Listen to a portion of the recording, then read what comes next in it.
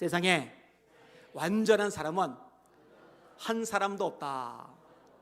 여러분, 로마서 3장 10절이죠. 의인은 없나니 하나도 없으며 다 치우쳐 한 가지로 무익하게 되고 선을 행하는 자는 없나니 하나도 없도다. 100% 세상에 발을 디디고 사는 사람도 한 사람도 예외 없이 100%다 치우쳐 있어요. 다 허물이 있어요. 죄가 있어요. 약점이 있어요. 한계가 없어요. 성경은 아주 명확하게 말씀합니다. 모든 사람이 죄를 범하였으므로 하나님의 영광에 이르지 못하더니 그리스도 예수 안에는 구속으로 말미암아 하나님의 은혜로 값없이 의롭다 하심을 얻은 자 되었느니라. 로마서 3장 23절 말씀이죠. 한 사람으로 말미암아 죄가 세상에 들어오고 죄로 말미암아 사망이 왔나니 이와 같이 모든 사람이 죄를 지었으므로, 예외가 없어요. 한 명도 예외가 없어요. 모든 사람이 죄를 지었으므로 사망이 모든 사람에게 이르렀느니라. 로마서 5장 12절의 말씀입니다. 오늘 본문에 노아도 약점이 있어요. 자, 20절 21절 같이 읽어볼게요. 시작. 노아가 농사를 시작하여 포도나무를 심었더니 포도주를 마시고 취하여 그 장막 안에서 벌거벗은지라. 아멘. 자, 허물을 좀 드러내는데 이 본문 이전에 6장으로 넘어가세요. 멀지 않으니까 같이 찾아볼게요. 6장 5절에서 10절까지 같이 읽어보겠습니다. 창세기 6장 5절 10절 시작. 여호와께서 사람의 죄악이 세상에 가득함과 그의 마음으로 생각하는 모든 계획이 항상 악할 뿐임을 보시고 땅 위에 사람 지으셨음을 한탄하사 마음에 근심하시고 이르시되 내가 창조한 사람을 내가 지면에서 쓸어버리되 사람으로부터 가축과 기는 것과 공중의 새까지 그리하리니 이는 내가 그것들을 지었음을 한탄함이리라 하시니라. 그러나 노아는 여호와께 은혜를 입었도다. 이것이 노아의 목조건이라. 노아는 의인이요 당대의 완전한 자라. 그는 하나님과 동행하였으며 세 아들을 낳았으니 셈과 함과 야벳이라. 아멘. 색깔 중에 이 보색이 있듯이 빨주, 노연독, 청파남보자 이렇게 보색이 있듯이 대비가 되듯이 창세기 6장에 보면은요 두 가지가 대비가 돼요. 하나는 대다수의 모든 사람들, 마음의 계획의 생각이 어릴 때부터 항상 악하다, 죄악이 세상에 가득했다. 여기에와 대비되는 인물이 노아입니다. 노아는 특징이 몇 가지가 언급되는데, 첫째로 하나님께 은혜를 입었다. 둘째로 당대의 의인이다, 완전한 자다. 그 다음에 하나님과 동행하였다. 자, 하나님께 은혜를 입었다, 의인이다, 완전하다, 하나님과 동행하였다. 이 동행의 3요소는 제가 여러 차례 반복했어요. 하나님과 방향을 맞춰야 동행이 되고, 하나님보다 앞질러 가지 말고 보조를 맞춰야 되고, 하나님보다 뒤처지지 말고 바짝 따라가야 돼요. 이 세 가지가 맞아야 동행이 돼요. 그러니까 이 땅에 존재하는 모든 사람들이 하나님과 동행을 안 해요. 하나님과 엉뚱하게 반대되는 길로 다름질을 해요. 이런 세상의 문화, 이런 흐름 속에 살다 보면 나도 모르게 영향을 받아서 휩쓸리기가 딱 좋은데, 노아는 혼자지만 하나님과 동행하는 거예요. 하나님과 방향을 맞추는 거예요. 그래서 의인이다, 완전한 자다, 하나님께 은혜를 입은 자다, 이렇게 네 가지 표현으로 묘사가 되고 있어요. 근데요, 이렇게 대단해 보이는 노아조차도 허물을 드러내는 거예요. 실수를 드러내는 거예요. 포도 농사를 졌어요.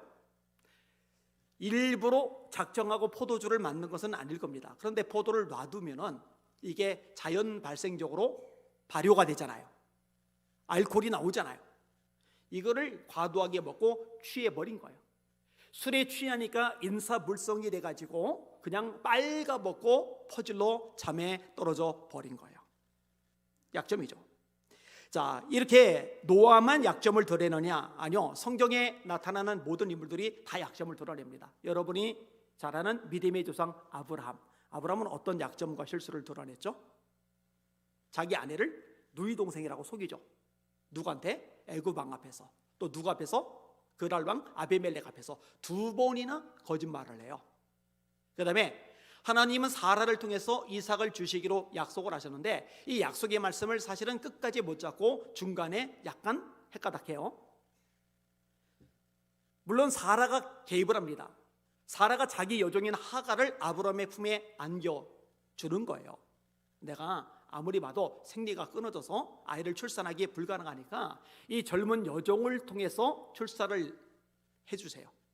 그래서 대를 잇도록 해주세요. 그러면은 아브라함이 뭐 당신 그게 무슨 말이요? 하나님께서 기뻐하지 않을 일이요. 이렇게 해야 되는데 그러지를 않은 거죠. 그래서 이스마엘이 탄생을 하고 이스마엘은 두고두고 문제가 되고 있는 거죠. 이렇게 아브라함도 약점과 한계를 지니고 있어요. 여러분 기드온 얼마나 믿음 좋은 사람이에요? 300명 거느리고 13만 5천이나 되는 미디안 대군 속으로 진격하잖아요. 항아리, 횃불, 나팔 들고. 그들 깨면은 떼죽음인데 하나님의 명령에 따라 나팔을 불어요. 항아리를 깨트려요. 소리도 질러요. 여호와의 칼이요 기드온의 칼이요. 하나님이 대승리를 거두게 하세요. 이렇게 대승리를 거두니까 백성들이 열광적으로 기드온에게 반응하는 겁니다. 당신이 우리의 왕 되시오. 여러분 대통령 서로 되려고 난리잖아요. 왕 서로 되려고 난리잖아요. 형제들끼리도 왕자들끼리도 왕이 되려고 피비린내 나는 싸움을 벌이잖아요. 삼촌 조카 간에도 발생하잖아요. 단종이 그래서 삼촌의 손에 의해 죽은 거잖아요. 심지어는 아버지가 아들들을 처형하기도 해요. 헤롯이 자기의 두 아들 처형시켜 버리잖아요. 할머니가 왕족의 씨를 말리기도 해요. 아달랴가 자기 손주들 다 죽여버리잖아요. 자기가 왕 되려고. 이렇게 권력은 마약보다도 중독성이 강하다고 일컬어지는 그런 매력이 있는데, 글쎄 기도는요 백성들이 그냥 알아서 왕 삼아주겠다는데 나 왕 안 해. 이스라엘의 왕은 내가 되면 안 돼. 딱 한 번 하나님 그분만이 왕이셔야 돼. 그러니까 얼마나 대단하고 얼마나 욕심없고 얼마나 마음을 비운 사람이냐고요. 근데요 이 기도원이 그럼 완벽하냐? 실수 허물이 없느냐? 아니에요. 기도원이 또 그들에게 이르되 내가 너에게 요청할 일이 있으니 너희는 각기 탈취한 귀고리를 내게 줄지니라 하였으니 이는 그들이 이스마엘 사람들이므로 금 귀고리가 있었습니다. 무리가 대답하되 우리가 즐거이 드리리라고 겉옷을 펴고 각기 탈취한 귀고리를 그 가운데 던지니. 이 전쟁 이길 수 없는데 이겼어요. 그리고 대적들이 죽었잖아요.